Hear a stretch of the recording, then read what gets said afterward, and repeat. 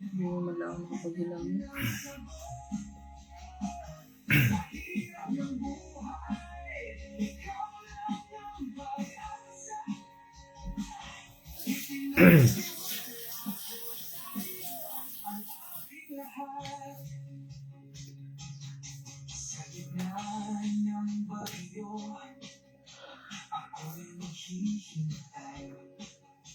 Sa iyong mga kamay, nais kong magtiwala. Ang buhay ko'y plano, o Diyos. Ngayon magpapakumbaba ako sa iyong harapan. Walang lakas ko ay nagaling. Ikaw ay matatag sa bawat hakbang. Iyong gabay ang kailangan.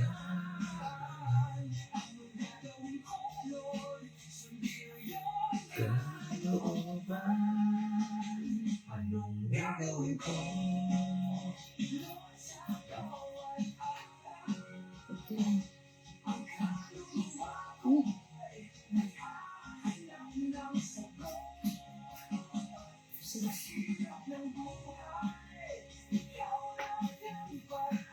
Okay. Sige. Let us start. God's morning, mga kapatid. Today is Saturday. At ngayon po ay December 13 na, 2025. No, to check your calendar. At ngayon, muli tayo po ay dadako sa ating devotion. No? At ngayon po ay ang ating patutungkulan ay mula po sa talata ng 1 John 4:16. At ito po ay pamagatan nating known and believe. No? Known and believe. No? Embracing the love God has for us. No? Mga ba itong known and believe na ito? Tunghayan po natin at ang sa atin pong pagpapatuloy, muli tayo isasamahan ng aking partner, no, para sa pagbabasa ng talata at tayo ay pangunahin sa pananalangin. Purihin natin Panginoon Diyos. God's morning mga kapatid, tayo po ay babasa sa 1 John 4:16. Nalalaman natin tayo iniibig ng Diyos at lubos tayong nananalig sa katotohanan ito. Ang Diyos ay pag-ibig, ang nagpapatuloy na umiibig ay nananatili sa Diyos at ang Diyos ay nananatili naman sa Kanya. Tayo po ay manalangin. Hallelujah, O Lord. Maraming salamat po, Panginoon, sa panibagong umaga na ipinagkaloob mo sa bawat isa sa amin at sa amin pong pag-aaralan ngayong araw na ito. Panginoon, samahan nawa kami ng iyong banal na Espiritu at nang sa ganoon na ito ay may isa pamuhay, tumimo sa aming puso at may share din sa iba. Maraming salamat, Panginoon, sa lahat ng proteksyon na ipinagkakaloob mo sa bawat isa sa amin. Panginoon, ang pamagampanan namin ang aming mga kanya-kanyang trabaho, nakasama ka namin. I-lead mo po ang bawat isa sa amin, Panginoon. At ganun din po lahat ng mga may sakit, Panginoon, lalo na po ang aming anak na si Casey, na laboratory po niya ngayon. Pabor po ang aming hiling para sa kanya na maayos kung ano man po yung mali sa kanyang katawan, Panginoon. Maraming salamat po, Panginoon. At ang lahat ng ito ay aming pinapanalangin sa pangalan ng inyong anak na si Jesus. Amen. Okay. So, purihin natin po ng Diyos. At ngayon, sa umagang ito, sa atin pong binasang talata, mula po doon sa 1 John 4:16, ang konteksto po ng ating talata na ito o yung background po ng talatang ito. Noong panahon po na yun, kung bakit po nasabi ito ni Apostol John, ay dahil nung panahon po na yun, ay maraming mga false teachers, na kumakalat, at ang mga false teachers na yun ay sabi nga nila ay yung okay lang magkasala kasi grace naman daw ng ating Panginoong Hesus na nagtatakip. Sabi, okay lang na magkasala ka na. No? Kasi nandiyan naman yung grasya ng Diyos eh. Okay lang, walang problema yan. No? Sabi nga, parang ganun po yung sinasabi ng mga bulaang propeta. Parang believe lang, okay na. No? Ang mindset nila. No? Wala sa kanila yung conviction para baguhin yung problema na nakikita nila sa sarili nila. Parang ganon. Parang okay lang yan kahit na magkasala ka. No?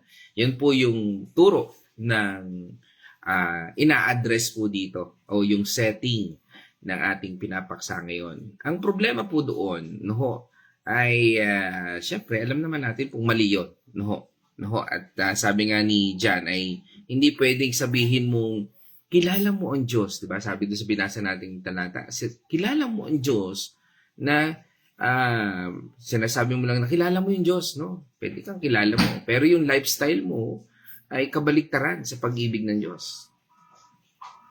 Kasi sabi nga po dito, dapat yung faith natin ay may kasamang gawa. Ano? Kaya nga po sinabi rin doon sa 1 John, sabi din po doon sa 1 John chapter 2 verse 4. Ang sabi doon, ang nagsasabing nakikilala ko siya, ngunit hindi naman sumusunod sa kanyang utos ay sinungaling. At wala sa kanya ang katotohanan. Dito po sa paksang ito ay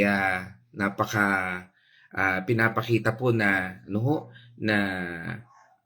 sa pagkilala ng Panginoon Diyos, no?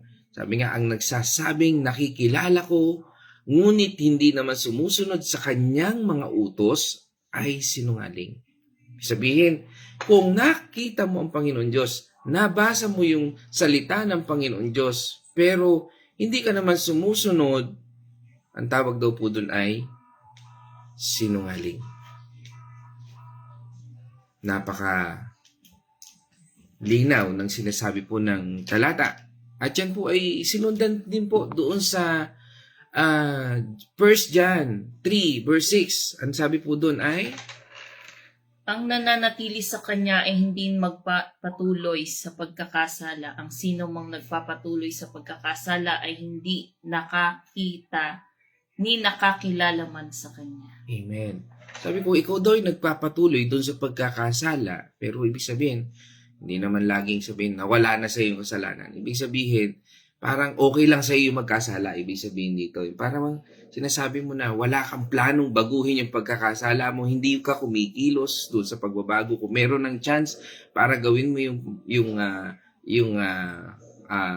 maituwid yung pagkakasala mo, ay hindi ka pa rin gumagawa ng paraan, ay yun po sinasabi ng Panginoon na ikaw ay sinungaling. Tingnan din natin yung sunod doon. Talon tayo doon sa verse 10 na nasabi doon ng talata. Verse 10. Dito natin makikilala kung sino ang mga anak ng Diyos at kung sino ang mga anak ng dyablo. Ang sino mang hindi gumagawa ng matuwid ay hindi umiibig sa kanyang kapatid ay hindi anak ng Diyos. Grabe yun, Doon daw po natin makikilala kung sino yung anak ng Diyos at anak ng dyablo. Yun yung mga tao na nagmamatigas. Yun yung mga tao na ayaw sumunod. Kahit na yung salita ng Panginoon Diyos, nandun na.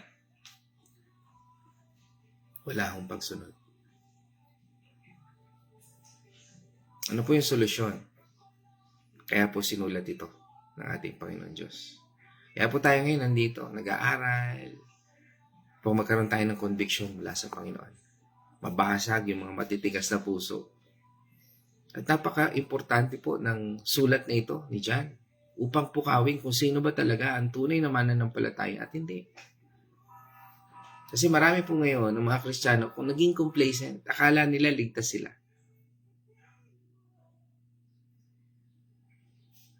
Kaya nga kung pag-aaralan natin yung eschatology natin, makikita natin doon. Ang dami nating matututunan. Ang dami nating makikita at yun ay ang panahon ng pagbabago ngayon. And katulad ng ating tinatalatang at pinag-uusapan ngayon, it's a reminder sa mga true believers kung ano talaga ang tunay na Christian life. Ano nga ba talaga ang pamumuhay natin? Kaya nga, mariin na sinasabi dito ni Apostol John, magmahalan tayo. Hindi tayo i-condemn ang sino mang, ito sinasabi ni Pastor, itong aral natin ito ay mukhang sablay si ganito. Hindi. Kailangan po nating i-remind ng bawat isa at itulak ang pagmamahal na ito na ibinigay ng Panginoon Diyos na kung tayo man ay nagkakamali, bawat isa sa atin, ay manumbalik sa Panginoon. Kasi kung mahal mo yung kapatid natin, o mahal mo yung ating Panginoon Diyos, sa inyo na anak ka na talaga ng ating Panginoon Diyos. Kung ikaw ay nagmamahal sa kapatid mo na nakikita mong mali ang kanyang ginagawa, ayon sa sinasabi ng Biblia, na meron kang conviction ng pagmamahal, no? Hindi yung parang tila ba parang kasi ang gospel kasi is a gentle, is gentle, no? Pero sa mga sumusunod. Pero sa mga hindi sumusunod, mabigat po yan. Parang batingaw po sa tenga nila yan, sa dibdib nila. Yung pagsunod, hirap na hirap po yan sila dyan. Why? Kasi sabi nga, the spirit is willing, but the flesh is weak. Mas gusto nila yung makamundong bagay. Yes, hindi man masama mag-enjoy. Pero tanong, yung spiritual life mo ba nakaredy na? O mas lamang ang pag-i-enjoy mo kaysa sa spiritual life mo? Dito po sa ating tinatalakay ngayon dito sa 1 John 4 verse 16. Ito po ay parang conclusion na. Kung mapapansin po natin, doon pa lang sa simula pinapakita na itong 1 John 3 kung pag-aaralan natin. Sa binasa natin kanina, sa verse 3, sa verse 10, sa verse 6. Nagpapakita po sa atin yan ng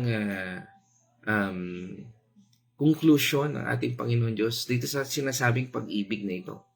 Kung paano tayo maging tunay na Kristiyano. The Christian life sa pamumuhay natin. Sinasabi po rito ni Apostol John na hindi lang basta idea ang love ng ating Panginoon Diyos, kundi isang reality na pwede nating ma-experience, i-experience, o i-live out sa ating pamumuhay.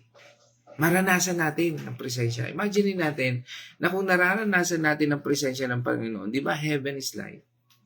Pero kung patuloy lamang tayo na inakala natin na heaven is yung material things, marami kang ganito, ganyan, hindi ka pa rin magiging masaya. Minsan, mitya pa nga yan ng pagkakagulo. Bigyan ako ng isang example. Di ba, pag marami kang pera, dami mo kaibigan. Pero pagka yung hindi mo na pagbigyan, marami kang kagalit. At kung ikaw naman ay wala at ikaw lalapit sa kanila, isusumbat mo naman sa kanila, binigyan ko noon, mayroon ka na naman kagalit. Yan ba talaga ang buhay na masaya? Material things is okay para maipakita ang Panginoon Diyos. Pagmamahal ng Diyos. Pero kung yun ang magiging dahilan mo para sumamba sa Panginoon, it's wrong. It's very wrong. For me, it's a poison. For me, hindi ko sinasabi na theologically. Maaring in some aspect, yes, it's theologically. Pero it's a poison. For myself. Bakit? Madami na po ako nakitang ganyan. Akala mo, holistic ang dating. Pero ang naging dating, naging negosyo nila,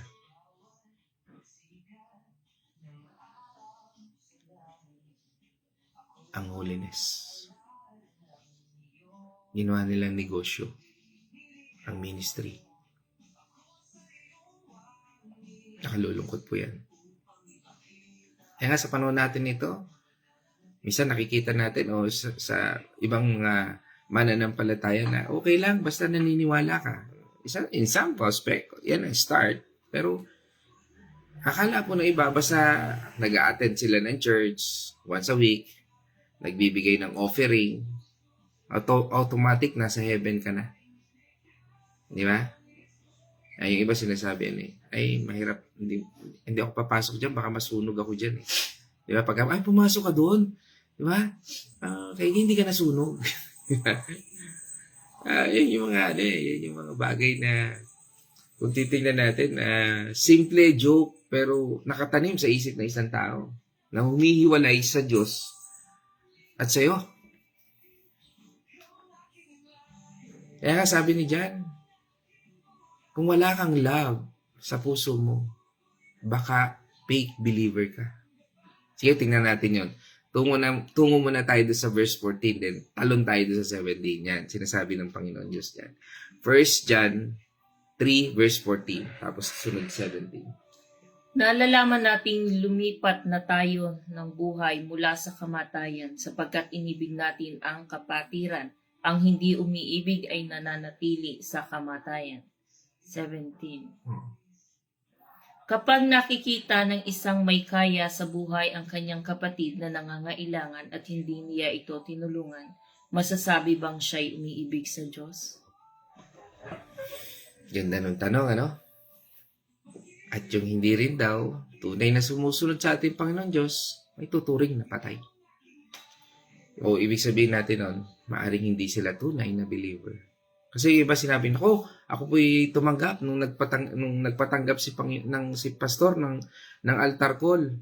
Okay, sige po. Pero ang tanong doon, tunay nga bang nanahan sa'yo? Kasi isa sign na ikaw ay sinusuko mo, nung pinatanggap ka ng Panginoon. Susuko ko po ang buhay ko sa Panginoon. Yan yung pakikinig na. Ang bawat pagkilos ng isang Kristiyano ay naaayon doon sa salita na pumapasok sa kanya. Sabi nga, faith comes from hearing and hearing the Word of God. Romans 10 verse 17. No, ibig sabihin, yung bawat pagkilos mo, kung ano yung pumapasok sa'yo.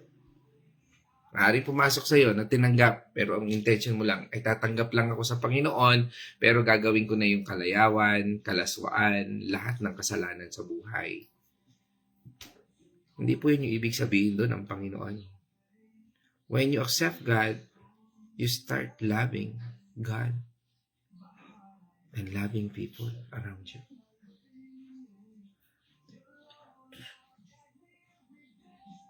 Dito, minsan, nagiging misconception doon, ay, mayaman yun, lalapit ako doon. Kasi sabi ng Biblia, ganito, pastor, ganito, ganyan, sabi ng Biblia, bigyan mo ako ng ganito. Alam niyo, yan, manipulation po yan. Tandaan niyo, ang Lord ay nagkukonvict sa tao kahit hindi mo sabihin yan. Mismo ang Lord ang magkukonvict sa tao. Huwag niyo pong gagawin na lalapit kayo sa tao at sabihin sa kanya, answered prayer ka ni Lord. Kasi, ikaw yung akin na panaginipan, ikaw yung magbibigay. Again, si Lord na nagbibigay ng lahat. At kung yan ay masasabi nating answered prayer, hindi dahil sa manipulation, kundi dahil sa nakita mo, it's a confirmation. Hindi po siya manipulation, kundi confirmation. Meaning to say, nandun na, naganap na. Hindi yung magaganap pa lang. Yung parang nagiging prophetica, Pastor, ikaw po ay answered prayer sa akin. Sabi ng Panginoon, ikaw daw po yung magbibigay sa akin ng ganito para mangyari ito, ganito, ganyan. Tandaan natin, wag po nating gagamitin ang isang bagay na nalaman lamang natin, mayaman, may kakayahan sa buhay. Tapos sasabihin po natin, ganito, ganyan. That is manipulation. Iba po yan sa confirmation. Malinaw po. Kasi pinagdadaanan ka ngayon. Kailangan mo ng ganito. Nakita mo yung isang kapatiran, medyo may kakayahan sa buhay. Lalapit ka ngayon doon, kakatok ka ngayon, kapatid! Ikaw ay answered prayer sa akin ng Lord. Sabi ng Panginoon, pumunta ako sa iyo. Tanong, yun din ba confirmation sa kanya ni Lord? Ingat po tayo. Baka hindi naman po yun yung truth doon. Why? Faith without words is dead. Sabihin nga, yung pananampalatayang walang gawa ay patay. Sabi nga ng James 2:6. Yan din yung sinasabi ng minsan ng mga nagmamanipulate. No? Pero tandaan po natin, ang pagkilos na sinasabi dito is with conviction ng Lord. Hindi pwedeng separate ang faith sa gawa. Dapat nandun po yung word. Nasaan po yung faith? Faith comes from hearing and hearing the word of God. Kaya nga po dapat yung faith natin ay nagmamanifest sa pagmamahal sa iba. Kasi nga po, doon sa buhay natin, minsan ang dami pong ganyan na merong mga manipulation. Iwasan po natin yon. Kasi minsan napipake din tayo doon. At kung minsan, maaring mapunta tayo doon sa pagkapahiya. No? Lord, parang nagkamali yata po ako doon sa aking napanaginipan. Kasi minsan tandaan po natin, hayaan natin ang kumilos ang Panginoon Diyos. Yung work na sinasabi dito is yung work natin, hindi para mag-effort tayo doon sa mga tao to manipulate. Malinaw? It's an effort na magbigay sa atin ng lakas para magpatuloy tayo sa pananampalataya sa Panginoon Diyos. Kasi yun yung misconception dyan eh. Ano ho? Ano pa? Yung minsan, God loves me kahit anong gawin ko. Sandali. Hindi po lahat ay lisensyado na para gawin ang mali.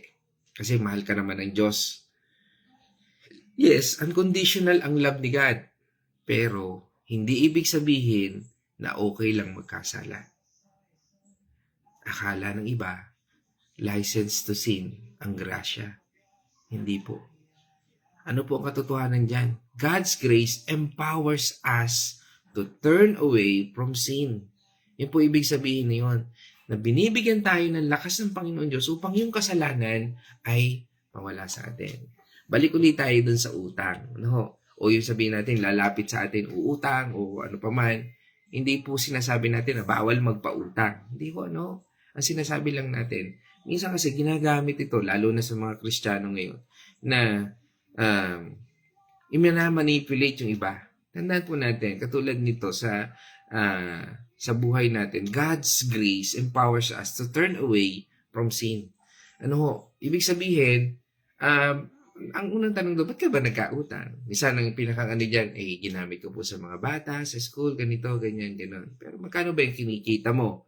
Minsan, sumusobra ka. Gala ka ng gala, o kaya kung ano-ano yung mga bagay na hindi mo pinaghahandaan, kaya ka nagkukulang.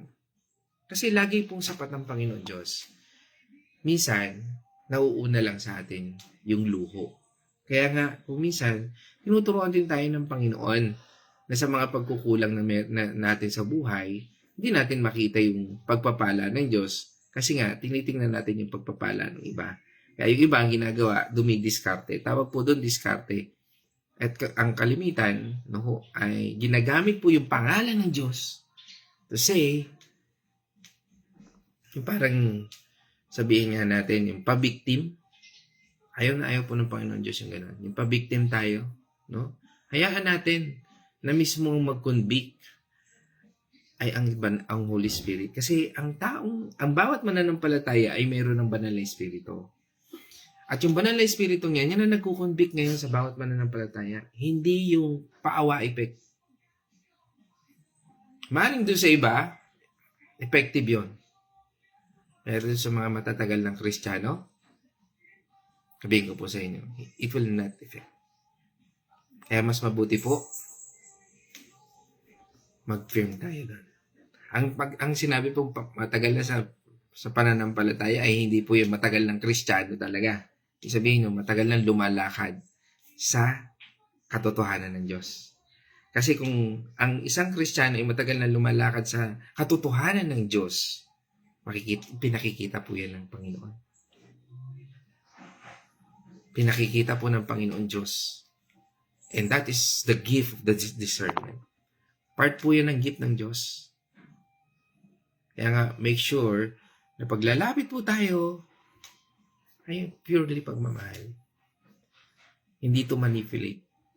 Kung kaya ka lang a-attend sa church kasi may mapapakinabangan ka kay ganito, kay ganon. And that's wrong.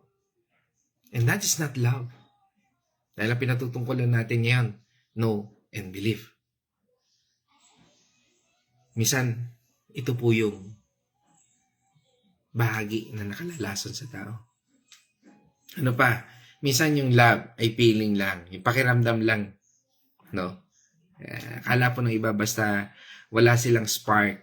Minsan parang, hindi ko siya feel. Oo. Sabihin natin, chemistry, ay hindi kami hindi kami nagtutugma. Yan. No? O hindi kami tugma nitong taong ito. No? Hindi siya pasok sa akin. No? Hindi nila kailangan mahalin. Again, maaaring hindi kayo magtugma.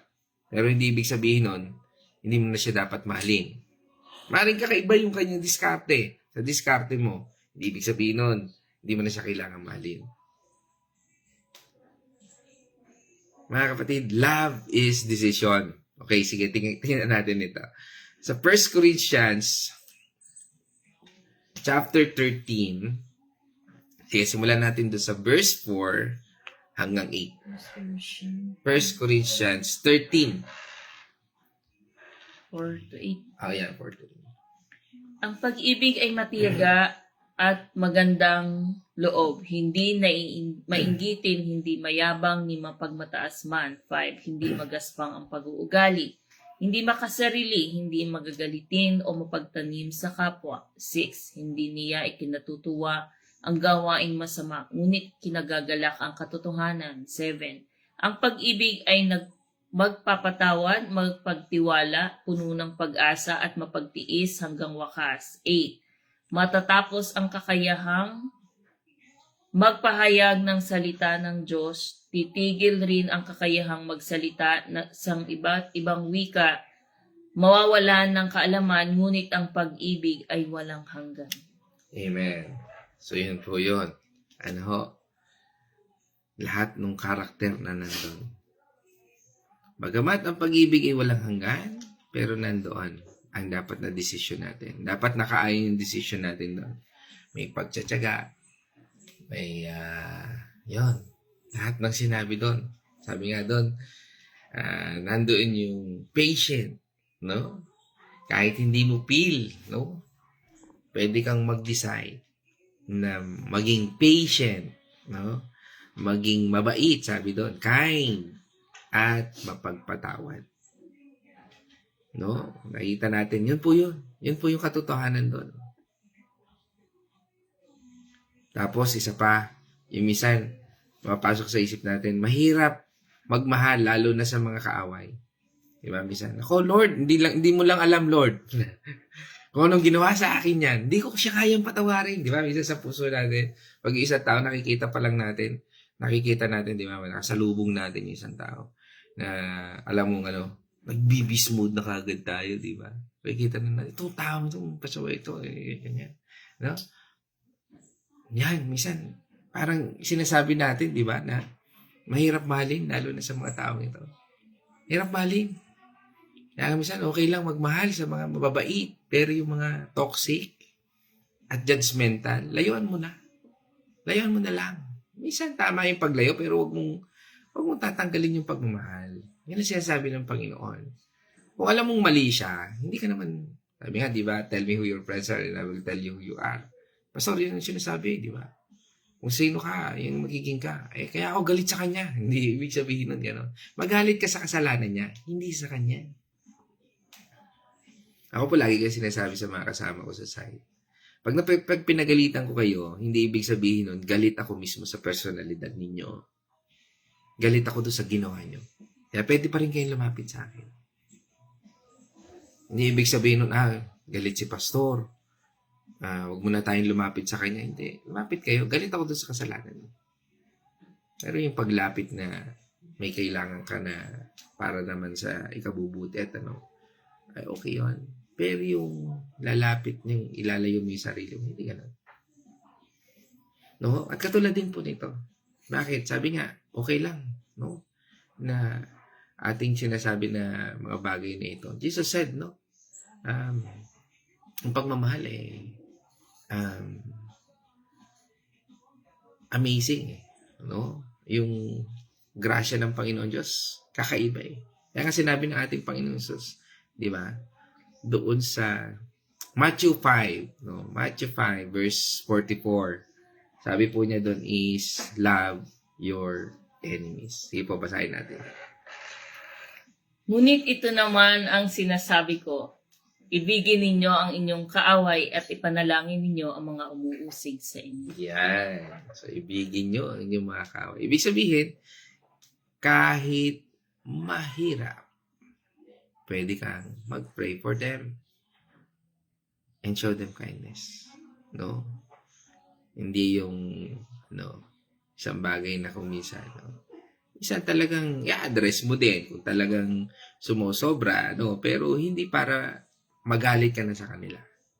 Hindi, pakita natin yung pagmamahal. Kaya nga po dito, di ba, sinasabi sa atin sa John 14 verse 16, we have come to know, by personal observation experience. Dito po sa Amplified Version, sabi niya doon, and have believed, with deep, consistent faith, the love which God has for us. Ito yung pagmamahal na ibinibigay sa atin ng Panginoon. Sabi doon, God is love. And the one who abides, sabi doon, in love, abides in God. And God abides continually in Him. Sabi nga po doon, nalalaman at naniniwala, known and believe. At katulad ng ating title ngayon, hindi lang po ito basta head knowledge, o head knowledge na ang pananampalataya. Dapat po may personal encounter tayo sa love ng ating Panginoon Diyos. Like answered prayers, di ba? Yung mga answered prayers natin, healing or peace na sobrang nasaksihan natin. Kaya nga po, nalalaman natin yon. Kaya nga po doon sa pangakong yan, kapag na-realize mo ang love ng ating Panginoon Diyos o na-experience mo ang love ng ating Panginoon Diyos, magkakaroon tayo ng unshakable confidence. Yan yung pananampalataya ko. Hindi. Kahit na ang nangyayari sa aking buhay ngayon, pine-persecute ako ng mga tao, ba't nangyayari sa akin ang mga bagay na yun? Hindi ako basta-basta magtitilan. Hindi ganun ang aking Panginoon Diyos. Na kahit anong mangyari, iniisip natin na hindi tayo iiwan ng Diyos. Kaya nga, ang paalala lagi sa atin dyan ng Panginoon, di ba, sa Hebrews 13 verse 5, tingnan natin. Huwag kayong magmukhang pera at masiyahan na kayo sa anumang nasa inyo sapagkat sinabi ng Diyos, hindi kita iiwan, ipababayaan man. Yun. Unang bahagi, sabi doon, huwag magmukhang pera. Yan ang sabi ni Dodong Cruz ng The Youth. The Youth. O ang tao, di ba? Kinanta ko na pala yung kahapon. Huwag na po. Yan. Di ko rin naman alam ang lyrics. Limot ko na. Yan. Yan po yung sinasabi sa atin. Huwag magmukhang pera, kundi makontento. Hindi tayo iiwan, pababayaan ng Panginoon Diyos. God is love. Sabi nga doon sa talata. Di ba? Ang love na sinasabi po rito ay mismo ang ating Panginoon Diyos. Love ang DNA ni God. Yan po siya. Hindi siya nagmamahal lang. Siya mismo ang pag-ibig. Kahit makasalanan tayo, patayin man tayo ng mundong ito, unconditional pa din ang love ng ating Panginoon Diyos. Di ba? Sabi nga sa atin yung Romans 5 verse 8, Ngunit ipinadama ng Diyos ang kanyang pag-ibig sa atin nang mamatay si Kristo para sa atin nung tayo'y makasalanan pa. Amen. Yan po yun.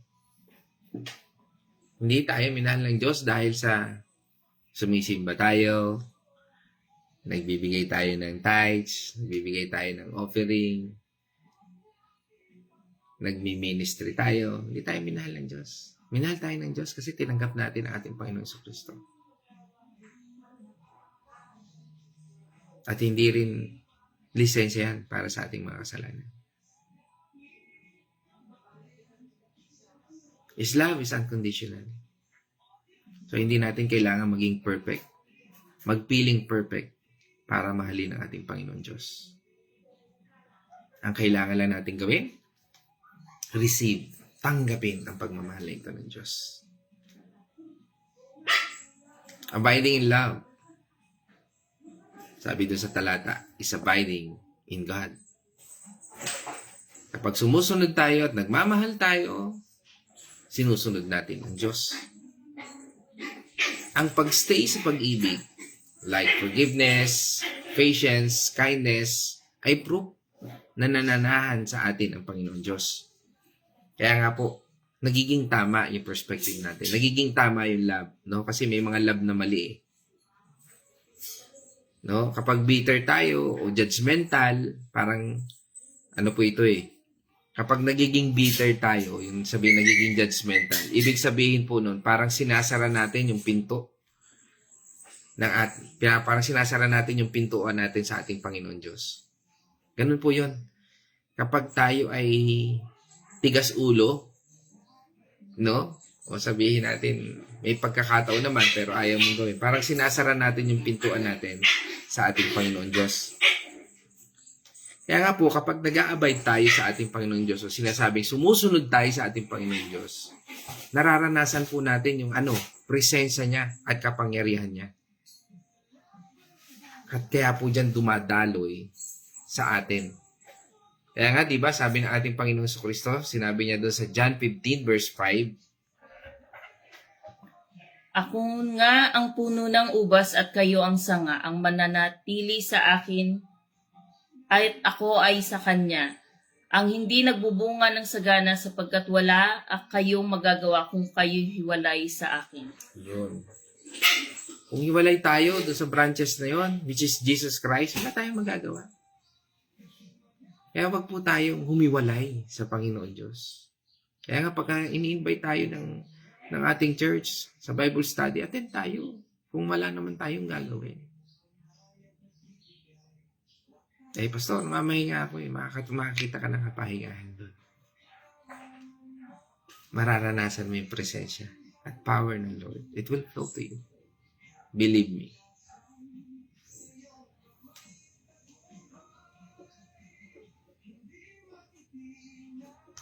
Kailangan natin si Jesus Christ sa buhay natin.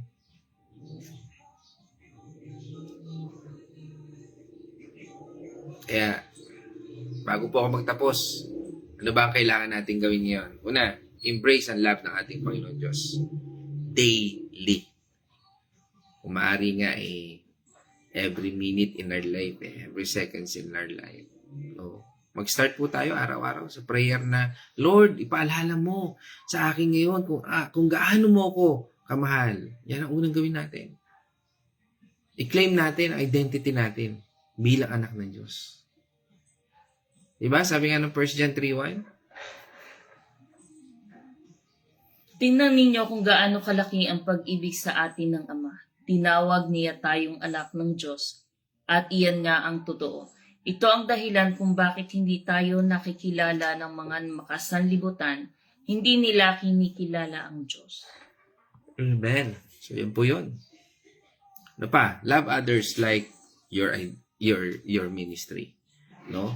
O sabi nga, love others like it's your own ministry. No? Malin natin, parang ministry mo yan. Kung mahirap magpatawad, magbigay, o maging mabait, panalangin mo sa Panginoon Diyos. God, tulungan mo akong magmahal tulad ng pagmamahal mo. Again, ano ba ang love? Love is a verb. Ano ba ang verb? Verb is an action word. Di ba? Hindi puro feeling lang. Mahal naman kita No? Kaya yung sasabi sa'yo, pinagpe-pray kita araw-araw. Okay yan. With action. Hindi yung sinasabi lang.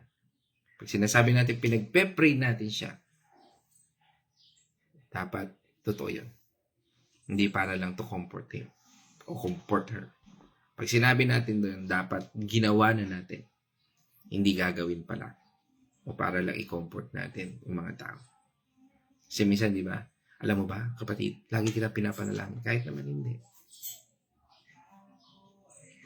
Nagiging totoo ba tayo sa Diyos? O gusto lang nating i-please yung tao? Basta sinasabi natin, pinagpe-pray natin, we mean it. At lang nga pinagpe-pray natin ng mga tao. Kaya nga po, sa ating pananalangin, minsan may mga tao talaga na matagal manalangin. 1, 2 oras, 3 oras, minsan pa. Dahil talagang he fight. Nagiging battle room niya yun. Pumupunta siya sa war. Pinapanalangin niya yung bawat mga tao na nangangailangan ng tulong. Kahit hindi sinasabi ng mga tao, kahit hindi humingi ng prayer request, basta nalaman niyang ganito ang nararanasan niya ng taong yun, pinagpe-pray niya yun. That is Christian life. That is love. That is God. Kahit hindi siya pasalamatan, kahit hindi mapapurihan. Minsan kasi, para lang mapapurihan tayo, masabing prayerful tayo, kahit hindi naman natin na ipinagpe-pray. Alam mo ba, pinagpe-pray kita.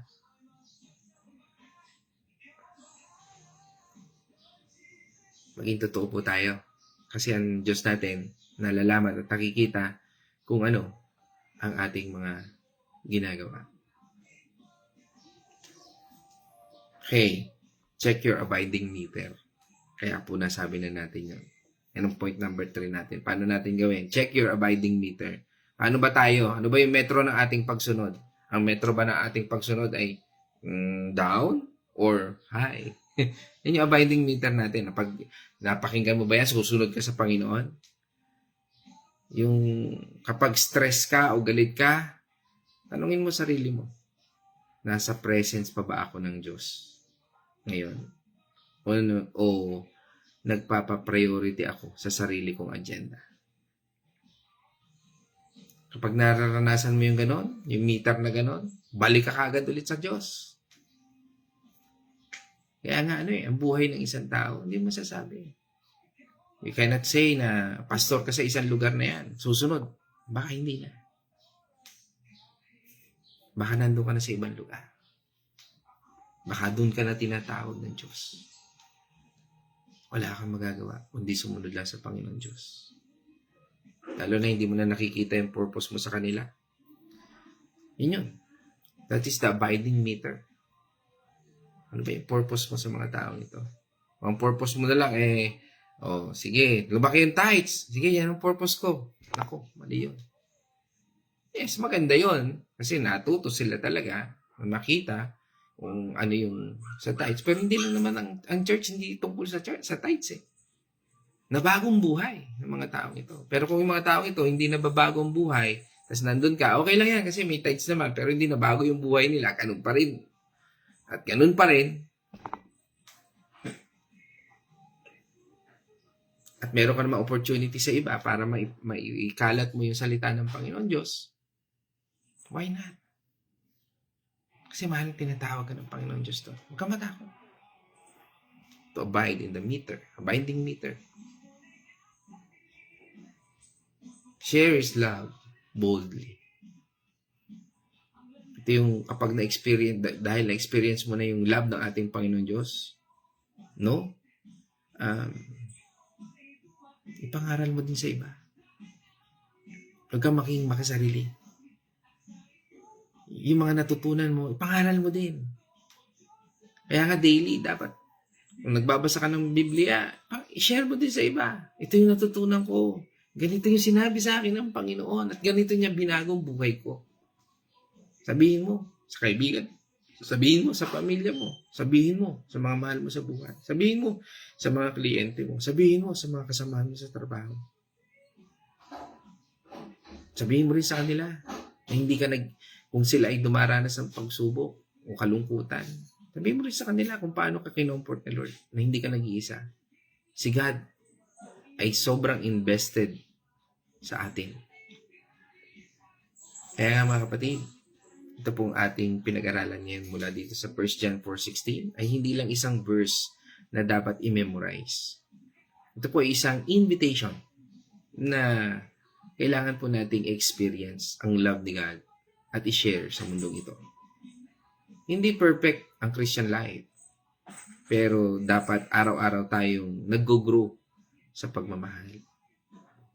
Huwag kalimutan, ang Christian life ay hindi tungkol sa pagiging religious, kundi pag-stay sa pag-ibig ng ating Panginoon Diyos. Tandaan natin in eschatology, ang mga tinatawag na overcomers, sila yung nanatili ng tiis. Sabi nga, sila yung natatiling tapat. Sila yung magtatagumpay. Kapag nag-abide tayo sa ating Panginoon Diyos, automatic, magiging outlook ang pagmamahal na yan sa kapwa natin. Hindi perfect. Pero unti-unti, magbabago tayo. From inside out. Purihin natin Panginoon Diyos at ngayon naman tayo ay tutungo sa Wednesday's Reflection. God's morning muli mga kapatid. Ito po ang ating napag-aralang ito ay napakahalaga sa atin. Sinasabi po nito na kinikilala natin ang Diyos. Kinikilala natin ang pag-ibig ng Diyos at nagtitiwala tayo dito. Ang Diyos mismo ay ang pag-ibig. Kaya kung namumuhay tayo sa pag-ibig, malapit tayo sa Diyos at malapit siya sa atin. Sa buhay po natin, natutunan natin na ang pag-ibig ng Diyos ay hindi basta salita. Kailangan itong tanggapin at ipakita sa ating buhay. Kapag nahihirapan tayo, naalala natin na ang Diyos ay pag-ibig at nagbibigay ito sa atin ng lakas. Ang pagkilala sa pag-ibig ng Diyos ay nangangahulugang binubuksan natin ang ating puso sa Kanya at sa ating kapwa. Tinatanggap natin ang Kanyang awa, pinapatawad natin ang ating sarili at ang mga nagkakasala sa atin. Ang pagtitiwala sa Kanyang pag-ibig ay nangangahulugang nagtitiwala tayo sa Kanyang plano para sa atin. Ibinibigay natin ng buong puso ang ating buhay sa Kanya sapagkat ang naniniwala tayo na ang Diyos ang magmamaneho ng buhay natin. Siya ang may hawak ng buhay natin. Hindi niya tayo kailanman pababayaan. Kahit hindi natin naiintindihan ang lahat ng plano ng ating Panginoon. Minsan, di po ba, minsan naka-align na yung ginagawa natin, biglang mahihinto kasi may iba palang purpose, may redirection ang Panginoon. Kasi kapag pinagpatuloy natin, tayo mismo ay mapapahamak. Ang nananatili sa pag-ibig ng Diyos ay nangangahulugang sinusubukan nating mamuhay ayon sa Kanyang mga turo. Ipinapakita natin ang pag-ibig sa ibang tao. Sa pamamagitan ng pag-ibig, nagiging kasangkapan tayo para ipakita ang pag-ibig sa ating kapwa at sa mga nasa paligid natin. At sa atin po dapat magmula ang pag-ibig para sa ating kapwa. Hindi po yung tanggap lang tayo ng tanggap ng pag-ibig. Dapat po tayo ang nagpaparamdam, tayo ang nagpapakita sa ating kapwa, lalo na po sa ating pamilya. Tayo po dapat ay nagiging example ng ating mga anak, lalo na sa loob ng tahanan. Kasi kung ano po yung nakikita ng mga bata sa kanyang mga magulang, ay yun po ang kanilang gagawin. Kung nakikita ng mga bata sa kanilang mga gulang ay yung pagsasalita ng hindi magaganda, yun din po yung magiging kalalabasan ng inyong mga anak kapag hindi kayo kasama sa loob ng tahanan. Kung halimbawa sa eskwelahan, yun din po ang kanilang maa-adapt at yun din ang kanilang sasabihin at gagawin sa kanilang kapwa, mga kaeskwela o kaya sa mga teacher nila. Kaya po, dapat sa atin po mismo mga magulang, magsimula ang pag-ibig nang sa ganun, paglabas po ng ating mga anak sa ating tahanan, ipaparamdam din or ipapakita rin nila ang pag-ibig nila sa kanilang kapwa.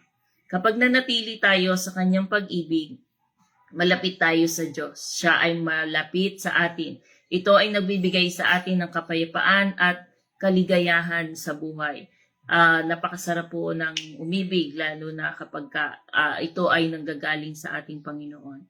Naway ang pag-ibig ng Diyos ay laging nasa puso natin at ang ating sa ating mga ginagawa para maipakita natin ang Kanyang pag-ibig sa lahat ng tao. Sa ating pong kapwa, dapat po ay ipakita natin kung paano tayo inibig ng ating Panginoon sapagkat ang Panginoon po ang unang umibig sa atin, kaya naibabahagi natin sa ating kapwa. So, yun lang po. Maraming salamat and God bless po sa inyong lahat. Ingat po tayong lahat. Amen, praise God. Tayo nga po tutungo sa ating mga kapatid online. At tayo po ay babasa ito sa ating pong nasa unahan ng comment section. Yan ay andito po kasama natin si Naigori, no? Yan, si Naigori Kapus, at pagbati na rin natin sa kanyang anak na nasa ospital, kay Joseph. Yan, isang mapagpalang umaga, no, sa buong pamilya. At yan, kasama rin po natin ngayon ang Kuya Chris, no ho, Artiliaga. Pagbati natin Yan, God's morning din po. Yan, salamat po. At muli yan, pagbati natin sa Silang at Artillaga family. Yan, patuloy na kalakasan sa iyo, kuya. Yan, at kasama rin natin, syempre, ito nakita ko ng mag-asawa. Parehas na kasama natin ngayon si Brother Ian at si Sister Maria Fe, mag-asawang ito, no? Kasama natin ngayong umaga. Yung isa ay nandito sa Pilipinas at yung isa ay nasa Israel, no? From Israel ay si Sister Maria Fe, no? Isang kagalakan kapatid. At from here, Philippines, si Brother Ian, no? At purihin ng Diyos sa inyong mag-asawa at sa inyong mga anak, ano? Purihin ng Diyos sa inyo. Yan, at kasama natin din ngayong umagang ito. At magbati natin mula sa Alejandrino Artillaga family. Yan. At dito ay kasama rin po natin si Nay Winnie Patual. Yan.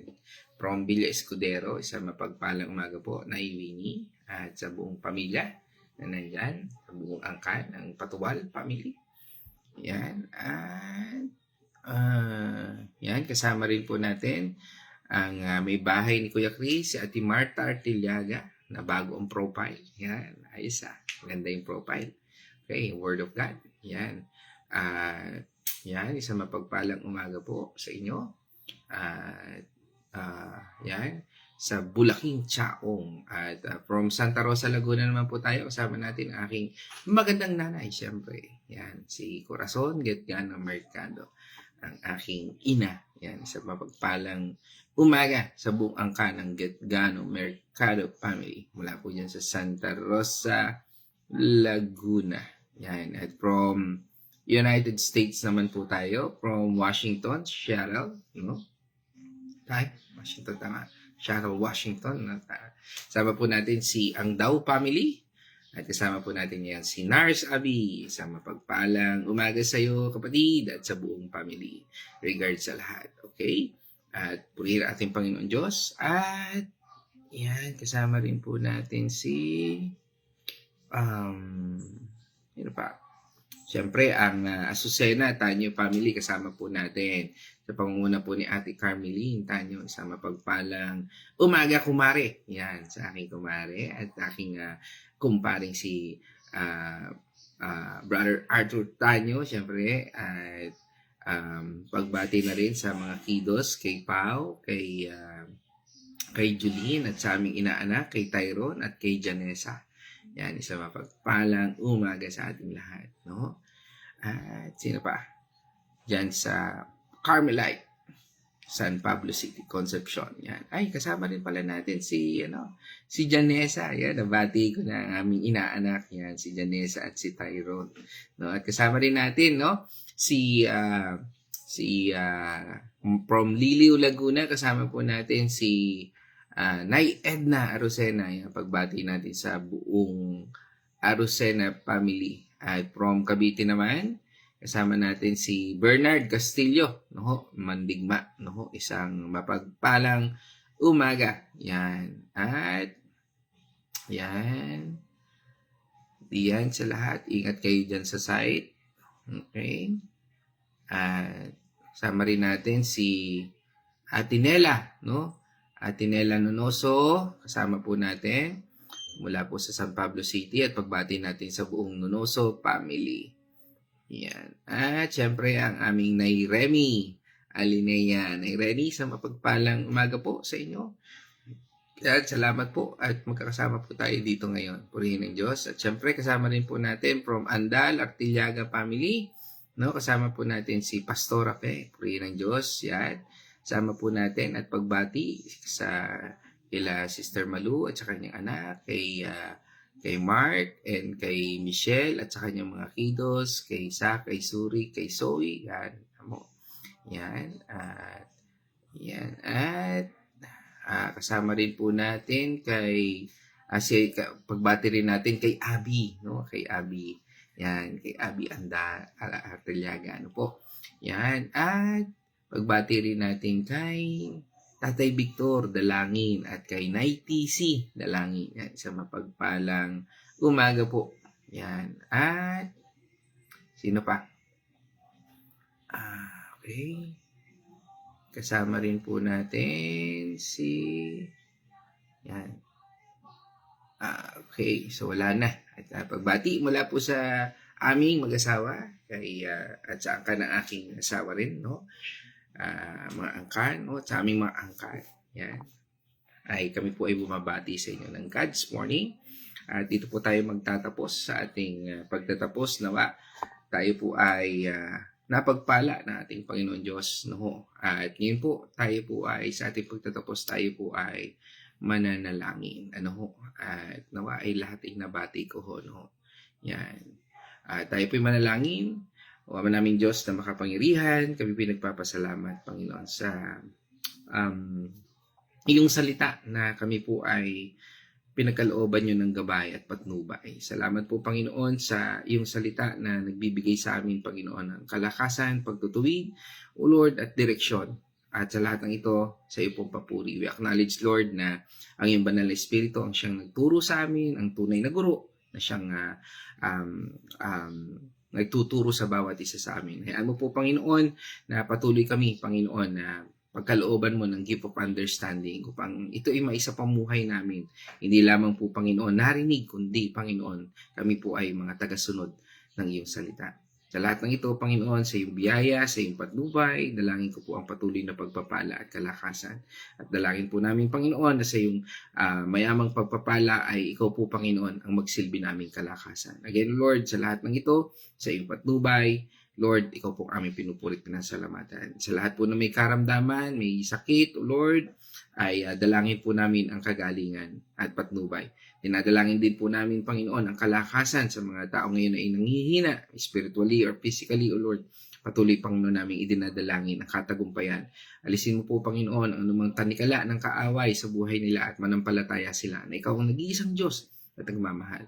Lord, ganun din, Panginoon, sa mga karamdaman, O Lord. Dinadalangin ko po, Panginoon, ang aking anak na ngayon po ay nagpapacheck up. Dalangin ko po ang patuloy niyong patnubay, Panginoon, at sa iyong gabay, O Lord, ay mangyari ang iyong kalooban. Lord, kung sa iyong kalooban, Panginoon, Lord, sinasabay namin ang sakit na ito. In the name of mighty Son Jesus, O Lord. Salamat, Panginoon, O Lord, sa iyong patuloy na biyaya at gabay, at dalangin po namin sa aming mga pupuntahan. Alam po namin, Panginoon, na ikaw ang aming kasama, Panginoon, at sa iyong patnubay at gabay, ikaw po magbibigay sa amin ng direksyon, proteksyon, Lord, at provision sa lahat ng aming pupuntahan at lalakarin. Maraming salamat po, Panginoon, sa lahat ng ito. Sa iyo po papurit pasalamat. In this I pray in the name of our Lord Jesus Christ. Amen. Amen. Mga kapatid, let us shout the shout of victory. Christ has died. Christ has risen. Christ will come again. And together, we are for Christ. Again, God's morning, everyone.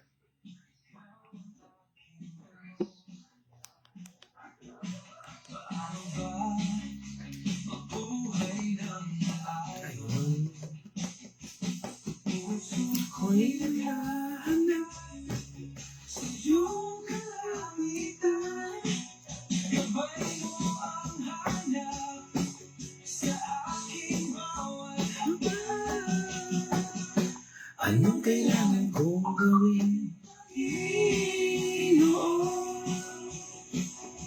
Turuan mo akong magandang direksyon. Sa iyong salita at sa iyong piling, nais kong wakain.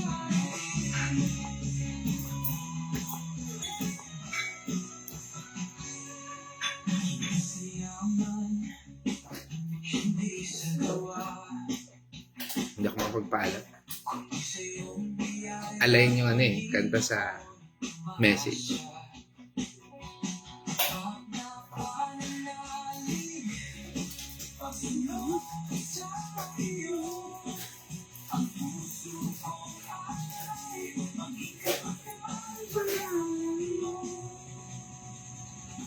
Anong kailangan kong gawin, Panginoon?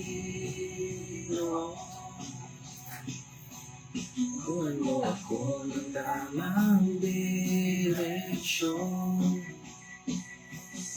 Salita na nalalasin.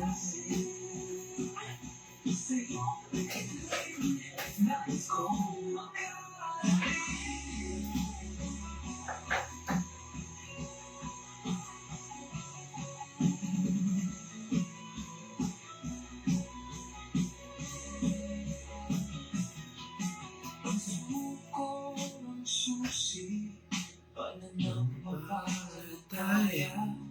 Pag-ibig mo ang buhay na nagbibigay sila.